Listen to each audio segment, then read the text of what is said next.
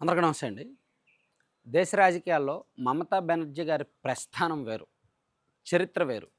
ఖచ్చితంగా మన దేశ రాజకీయ చరిత్రలో బలమైన మహిళా రాజకీయ నాయకురాల్లో ఇందిరాగాంధీ గారు ఎంత బలమైన నాయకురాలుగా ముద్ర వేశారో, ఒక మోనోపాలిజం, ఒక మోనార్కిజం, ఒక నియంతృత్వం, ఒక ఏకఛత్రాధిపత్యం, ఒక సింగిల్ వర్డ్ ఆన్సర్‌తో, సింగిల్ వర్డ్‌తో మొత్తం శాసించేవాళ్ళు.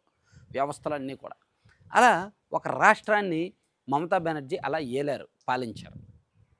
అండ్ దేశ రాజకీయాల్లో కూడా ఆమె ముద్ర బలంగా ఉంది. అటువంటి మమతా బెనర్జీ గారు 15 ఏళ్ళు సుదీర్ఘకాలం పాటు పశ్చిమ బెంగాల్‌కు ముఖ్యమంత్రిగా పనిచేసిన ఆమె దారుణమైన ఓటమి మూటగట్టుకున్నారు. కేవలం 80 మంది మాత్రమే ఎమ్మెల్యేలు గెలిచారు ఆ పార్టీకి. సో, ఇప్పుడు ఆమె ఆ షాక్ నుంచి తేరుకోలేకపోతున్నారు. ఓటమిని నేను అంగీకరించను, కుట్రపూరితంగా ఓడించారు. మేము 180 సీట్లు గెలిచాం, కానీ 100 సీట్లలో రిజల్ట్ తారుమారు చేశారు. ఎన్నికల ఓటర్ల జాబితా సవరణ మార్పులు చేశారు. మా ఓట్లను అనుకూలమైన ఓట్లు డిలీట్ చేసేశారు. అది ఇదని విపరీతమైన ఆరోపణలు చేశారు. కానీ ఎన్ని చేసినా, ఏం చేసినా ఒకటి మాత్రం నిజం. ఆమె ఎన్నికల్లో ఓడిపోయిన మాట వాస్తవం. చట్టబద్ధంగా, రాజ్యాంగబద్ధంగా, ప్రజాస్వామ్యబద్ధంగా ఆమె ఇక మాజీ ముఖ్యమంత్రి మాత్రమే. సాధారణ ప్రతిపక్ష నేత మాత్రమే. అయితే మమతా బెనర్జీని తక్కువ అంచనా వేయడానికి వీల్లేదు. ఆమె తన వయసు 18 ఏళ్ళు ఉన్నప్పుడే, తన కాలేజీలో విద్యార్థినిగా ఉన్నప్పుడే రాజకీయ అడుగులు వేశారు. వీధి పోరాటాలు చేశారు. నందిగ్రామ్ లాంటి బలమైన ఉద్యమాల్లో పాల్గొన్నారు. ఒక లక్షలాది మందిని సంఘటితం చేయగలిగారు. సో, ఆమె వాయిస్ చాలా స్ట్రాంగ్‌గా ఉంటది. ఆమె వాయిస్ బలంగా జనంలోకి వెళ్తది. సో, అట్లా పరిపాలించారుగా. ఆఫ్‌కోర్స్ ఆమె పరిపాలనలో ఎన్నో చీకటి కోణాలున్నాయి. చీకటి దారుణాలున్నాయి. అవినీతి వ్యవహారాలున్నాయి. అరాచకాలున్నాయి. అప్రజాస్వామిక సంఘటనలున్నాయి. ఈ ఆర్జేకర్ ఘటనలు లాంటి చాలా దారుణాలున్నాయి.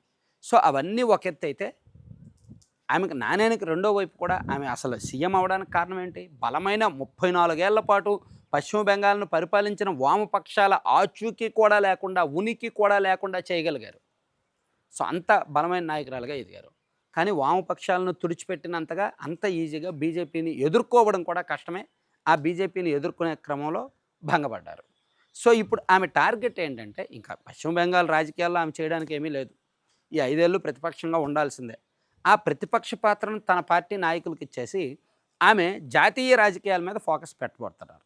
దేశంలో ప్రతిపక్ష పార్టీల్లో కాంగ్రెస్ పార్టీ తర్వాత ఎస్పీకి ఎక్కువ మంది ఎంపీలున్నారు. యాక్చువల్లీ సమాజ్‌వాదీ పార్టీకి ఎక్కువ మంది ఉన్నారు. ఆ తర్వాత టీఎంసీ పార్టీకనమాట.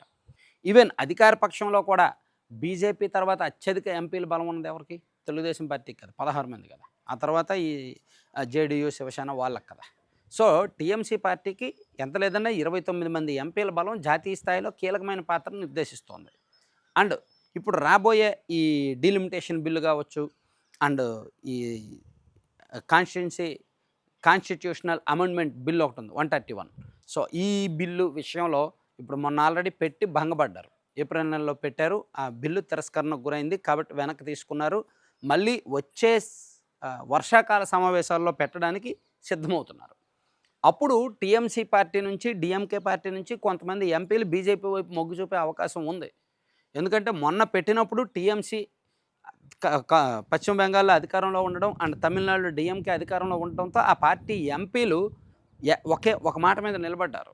బలంగా ఆ బిల్లును వ్యతిరేకించారు. కానీ ఇప్పుడు ఆ 2 పార్టీలు ఆయా రాష్ట్రాల్లో అధికారాన్ని కోల్పోయాయి కాబట్టి, డీఎంకే ఎంపీలు 22 మంది, టీఎంసీ ఎంపీలు 29 మంది. వారిలో సగం మందైనా సరే బీజేపీకి అనుకూలంగా మారితే, లేదా ఆ బిల్లు వరకు అనుకూలంగా మారితే, అనుకూలంగా ఓట్లేస్తే ఖచ్చితంగా ఆ బిల్లు గట్టునెక్కేస్తది.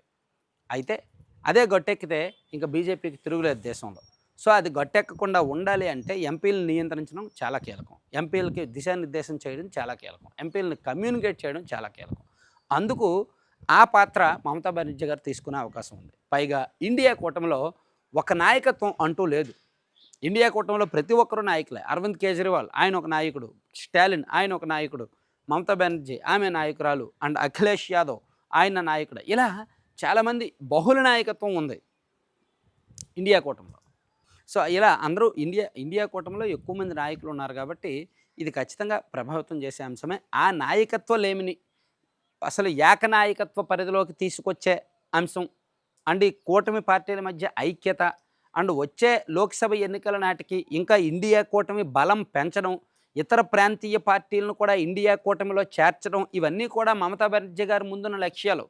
ఆమెను తన రాష్ట్రంలో గద్దెదించిన బీజేపీని దేశంలో నేను గద్దెదించుతాను అని మమతా బెనర్జీ గారు టార్గెట్ చేశారు, చెప్పారు అంటే ఆమెకొక బలమైన వ్యూహం ఉండే ఉంటది.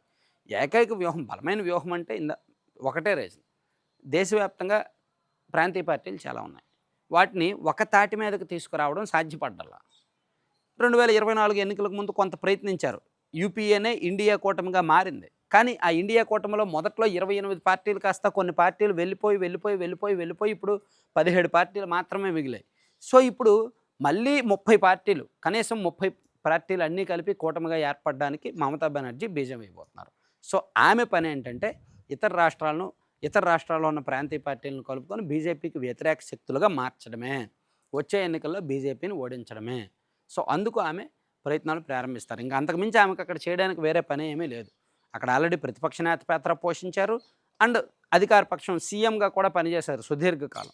కాబట్టి ఆమె టార్గెట్ ఢిల్లీ పెట్టడంలో తప్పేమీ లేదు. Thank you.